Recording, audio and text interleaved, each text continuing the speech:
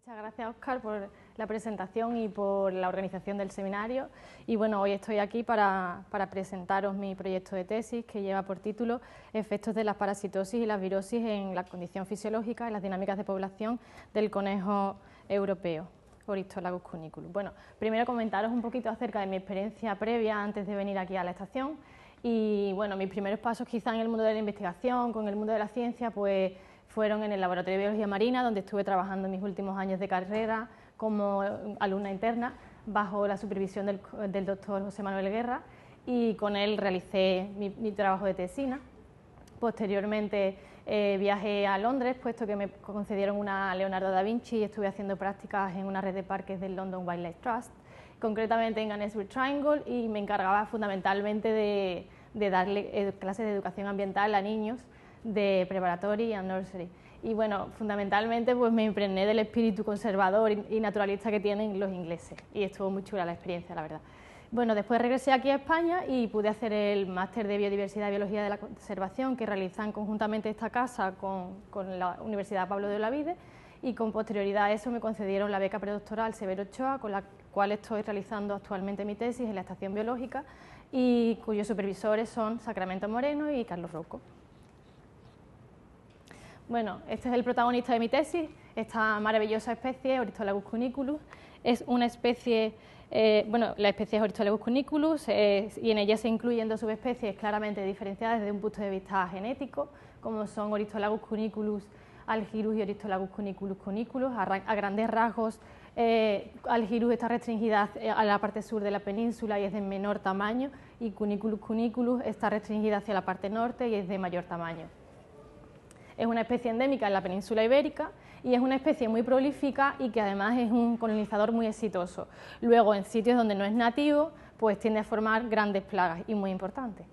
En cuanto a su estado de conservación, a nivel mundial, en el 2008 se estableció como una especie casi amenazada, aunque en la actualidad en la península ibérica se defiende que su categoría debería ser de vulnerable, puesto que se ajusta a los criterios al criterio 4 de la lista roja de la OICN.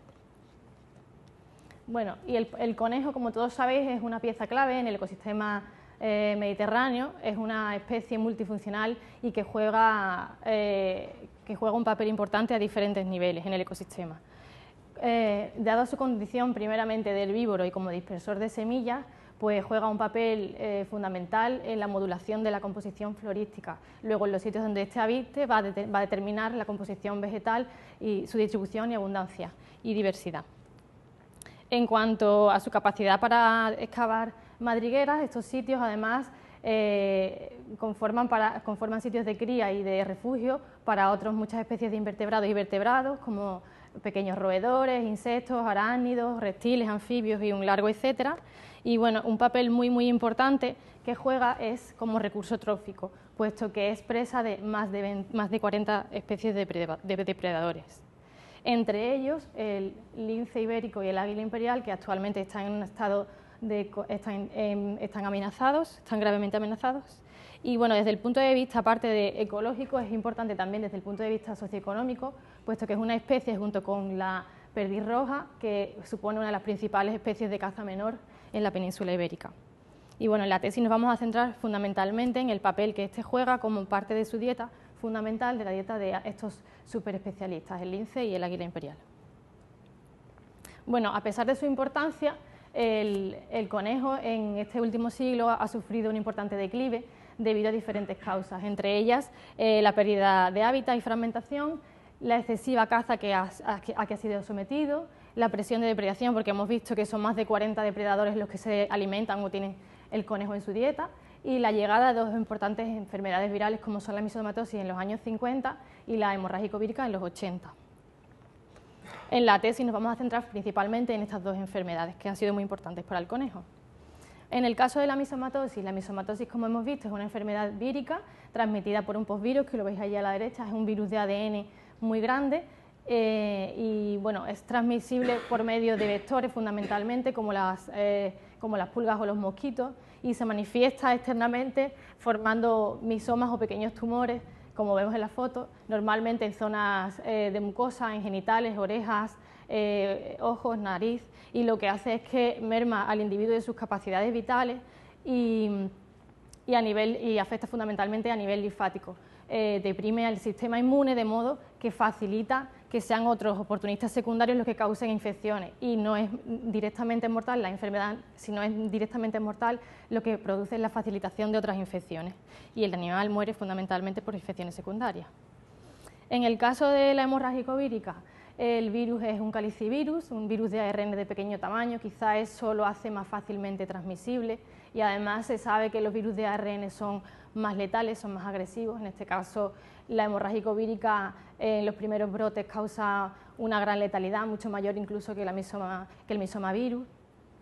Y bueno, fundamentalmente ataca al hígado. Es una enfermedad que el virus se replica en el hígado y causa un fallo hepático fulminante. Eso a ese nivel desencadena también un fallo sistémico general y que se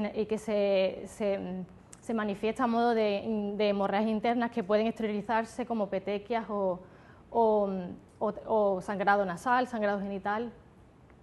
Y bueno, y otra novedad que existe es que en los individuos menores de 2 semanas de edad la hemorragia vírica no se desarrollan, ellos no son capaces de desarrollarlo, tienen anticuerpos maternos, aunque sí se ha visto que puede que sean portadores de la enfermedad. Bueno, y a grandes rasgos, el objetivo principal de la tesis es estudiar los parámetros epidemiológicos en libertad en la naturaleza, usando tanto el conejo europeo como sus 2 principales virosis como modelo de estudio. Para ello dispusimos de 3 parcelas cercadas en la Sierra de Hornachuelos, cada una de ellas de unas 3 o 4 hectáreas de extensión, en las cuales encontramos una serie de vivares artificiales y también estaban provistas de agua y comida ad libitum, y además entre ellas había una separación de más de 2 kilómetros, con lo cual consideramos que cada una constituye una población independiente. Bueno, ese muestreo consistió principalmente en una monitorización a nivel estacional, en las cuales se llevaron a cabo capturas in vivo mediante el método de captura marcaje y recaptura. Como vemos ahí, vemos un vivar al cual están adaptados 4 jaulas capturaderos. Cada una de ellas se zafan el día anterior de las capturas y al día siguiente pues recogimos a los animales que habían caído en esas trampas. Los llevamos al laboratorio de campo, como vemos ahí en unas jaulas adaptadas, y en el laboratorio pues medimos el sexo, la edad, las medidas biométricas y como fueron la oreja derecha y el tarso derecho, el peso, y también se llevaron a cabo medidas, o sea, se tomaron muestras biológicas como fueron la sangre en este caso, que posteriormente serviría para medir la concentración de anticuerpos, sacar indicadores, o sea, parámetros bioquímicos y marcadores de estrés oxidativo. De forma paralela llevamos a cabo un muestreo mensual en el que se basó fundamentalmente en muestras fecales. Por un lado hicimos conteo de excrementos en estaciones fijas que sirvieron posteriormente para el cálculo de la abundancia, y por otra parte extrajimos muestras fecales en diferentes puntos de la parcela que servirían más tarde para el análisis coprológico, para detección de coccidios y nematodos fundamentalmente. Bueno, la tesis la estructuramos en 4 capítulos básicos. El primero de ellos, que trata sobre el efecto de la misomatosis y la hemorragia vírica en la supervivencia y las dinámicas de población. El segundo, acerca de los efectos de las infecciones de coccidios y nematodos sobre la prevalencia de anticuerpos a ambas enfermedades. El tercero, que se fundamenta en el uso de parámetros bioquímicos para monitorizar las enfermedades. Y el último de ellos, del uso de parámetros de estrés oxidativo celular para monitorizar enfermedades también. En el primer capítulo establecimos una primera hipótesis, y este era que aquellos individuos que son seropositivos a misomavirus y al virus de la hemorragia vírica van a mostrar mayores tasas de supervivencia que aquellos que son seronegativos. Y como objetivo específico determinamos estimar las tasas de supervivencia mensual dependientes del estado inmunológico, de la edad y el sexo del individuo, evaluar las tasas de seroconversión mensual a ambas enfermedades de acuerdo también al sexo y a la edad de los individuos, y cuantificar las dinámicas de seroprevalencia a ambos virus durante el tiempo, que es lo que expresaremos como probabilidad de ser seropositivo. Bueno, los resultados que obtuvimos con respecto al primer objetivo de estimar las tasas mensuales de supervivencia dependiendo del estado inmunológico, de la edad y el sexo, pues tenemos esta gráfica que representa la probabilidad mensual de supervivencia en cada una de las parcelas o poblaciones, población 1, 2, 3, y en cada uno de los casos, el caso del misomavirus y el caso de la hemorrágica vírica. Lo que vimos de forma general en el caso del misomavirus fue que aquellos individuos que eran seropositivos, como vemos aquí, pues tenían mayores supervivencias de forma general, aunque en la parcela 2 hubo una excepción con el caso de las hembras adultas y los juveniles, tanto machos como hembras. Eso puede deberse pues, a que en el caso de los juveniles el sistema inmune no esté totalmente formado y desarrollado, y entonces la producción de anticuerpos le supone al animal un hándicap, incluso un coste más elevado que la propia supervivencia. En el caso de la hemorrágica vírica ocurrió lo contrario, es decir, que aquellos individuos que eran seropositivos al virus tenían menores supervivencias. En este caso podemos explicarlo porque la hemorrágica vírica con respecto al misomavirus es un virus mucho más letal. Entonces el hecho de que tengan anticuerpos es un coste también elevado y no supone una mayor supervivencia. En cuanto a las tasas de seroconversión mensual, lo que vimos es lo mismo, la gráfica representa la probabilidad de seroconversión media mensual en cada una de las parcelas y para cada uno de los virus. En el caso del misomavirus, lo que vimos es que la probabilidad de pasar de seronegativo a seropositivo fue mayor que pasar de seropositivo a seronegativo. Es decir, que la probabilidad de ganar anticuerpos era mucho mayor que de perderlos. En el caso de la hemorrágica vírica también ocurrió lo mismo para la parcela 1 y la parcela 2, sin embargo, en el caso de la parcela 3 lo que ocurrió fue totalmente lo contrario. Eso en realidad podríamos explicarlo a que podría haber existido un lapso de tiempo entre el periodo reproductivo y el periodo en el que ocurre el brote del virus. Es decir, que en el momento que ocurre el brote, los individuos aún no han nacido. Entonces, la temporada siguiente, que ya son adultos, serían seronegativos. Entonces, contaría como que realmente no tienen anticuerpos. En cuanto a la cuantificación de las dinámicas de seroprevalencia, aquí vemos cómo van variando cada una de las parcelas, que a nivel general lo que se ve es que cada una muestra un patrón muy diferente. Y bueno, a grandes rasgos, pues esto expresa lo que es la probabilidad de que un individuo la primera vez que sea capturado sea seropositivo. En el caso de la parcela 1 vimos máximo en febrero y un mínimo en abril, y al contrario en el virus de la hemorrágica vírica el máximo fue en abril, al contrario que el misomavirus, y en agosto un mínimo. En la parcela 2 ocurrieron varios máximos en agosto y en abril y un mínimo en julio, mientras que para la hemorrágica vírica hubo un máximo entre mayo y agosto, todos máximos, y un mínimo en septiembre. Para la parcela 2, aunque se ve aquí un lapso de tiempo, ese lapso de tiempo en el que no existe gráfica es porque no se pudo muestrear, fue imposible. Y bueno, encontramos para el caso de la mixomatosis un máximo sobre septiembre, otro sobre octubre y otro sobre abril, y un mínimo en enero. Y para el caso de la hemorrágica vírica, un máximo en septiembre y un mínimo en abril, o en enero-abril aproximadamente. Bueno, de los resultados que he expuesto anteriormente están recogidos en la siguiente publicación. En el capítulo 2, que versa sobre el efecto de las infecciones de coccidios y nematodos, sobre la prevalencia de anticuerpos a mixomavirus y al virus de la hemorrágica vírica, establecimos dos hipótesis principales. La primera de ellas, que las poblaciones que tenían mayores cargas de nematodos tenían más bajas seroprevalencias de anticuerpos, y aquellas que tenían altas cargas de coccidios tendrían altas cargas de anticuerpos. Para ello establecimos los siguientes objetivos específicos, y fueron testar la influencia de los coccidios y los nematodos sobre la capacidad de desarrollar una respuesta inmune adecuada frente al mixomavirus y al virus de la hemorrágica vírica, estudiar el efecto de la coinfección, de la interacción entre esos virus, las cargas de coccidios y las cargas de nematodos, y identificar cuáles eran esas interacciones que están afectando a la condición fisiológica y quizás hacer más susceptibles al individuo a coger infecciones secundarias. Bueno, entre los resultados vemos que para ver la influencia de los coccidios y los nematodos en la capacidad de generar anticuerpos frente a mixomavirus y frente a hemorrágica, pues la gráfica siguiente expresa la probabilidad de anticuerpos de desarrollar anticuerpos frente al mixomavirus, y en el eje X vemos las cargas de coccidios y las cargas de nematodos.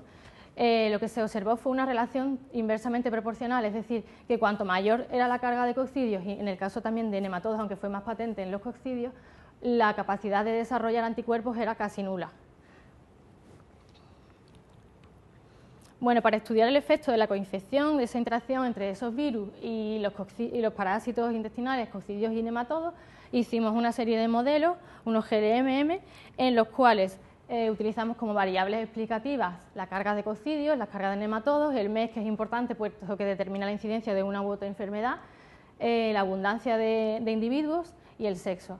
Y como variable respuesta utilizamos la probabilidad de ser seropositivo a mixomavirus, sí o no, y la probabilidad de ser seropositivo al virus de la hemorrágica. Los modelos que resultaron significativos se determinaron por el peso de Akaike. Y bueno, para el caso de mixomavirus, el modelo que obtuvimos fue el modelo saturado, que contenía MES, carga de coccidios y carga de nematodos, y en el caso del virus de la hemorrágica fue el modelo nulo simple, que obtenía solamente el MES. Bueno, la siguiente gráfica, que identifica las interacciones que pueden afectar a la condición fisiológica, no es más que un resumen de lo anterior, y es una gráfica meramente explicativa para ver el peso de cada una de las variables en el modelo. Si nos fijamos en la gráfica, vemos que a mayor carga de coccidios, la incidencia o seroprevalencia de mixomavirus disminuye, mientras que la seroprevalencia de hemorrágica aumenta. Y a lo mismo ocurre con la carga del minto, y al disminuir la abundancia de conejos, disminuye también la seroprevalencia a mixomavirus, porque hemos visto, porque es una enfermedad densodependiente, y aumenta la seroprevalencia al virus de la hemorrágica. Aquí a la izquierda vemos los pesos de cada variable, y la gráfica expresa con el grosor de la flecha la importancia relativa de cada una de las variables, y vemos que tanto la tasa de coccidios como de nematodos es muy explicativa. Bueno, los resultados que hemos obtenido están todos recogidos en la siguiente publicación. El capítulo 3, que versa sobre el uso de los parámetros bioquímicos para monitorizar enfermedades, pues establecimos la siguiente hipótesis, y es que aquellos individuos que tienen una condición física peor son más susceptibles a posibles infecciones con el virus del mixoma y el virus de la hemorrágica. Para ello establecimos determinar si existe alguna relación entre la bioquímica y el estado inmunológico del individuo, evaluar si los parámetros bioquímicos son buenos predictores para saber si el individuo está en buena condición física. Para ello, los parámetros que seleccionamos fueron ALT, AST, GGT, bilirrubina en amarillo, que son indicadores de la función hepática, creatinina y urea en rojo, que son indicadores de la función renal, y LDH, proteínas totales y albúmina en gris, que son indicadores de una función multiorgánica a nivel de diferentes órganos. Y por último, el último propósito que teníamos es establecer valores de referencia para parámetros bioquímicos para conejos en libertad. Bueno, aquí lo que representamos es la seroprevalencia a cada una de las enfermedades en cada una de las poblaciones estudiadas. En el caso de la población 1, lo que encontramos en general es que fue la población que presentó mayores probabilidades, mayor proporción de seroprevalentes a mixomavirus con respecto a las otras parcelas.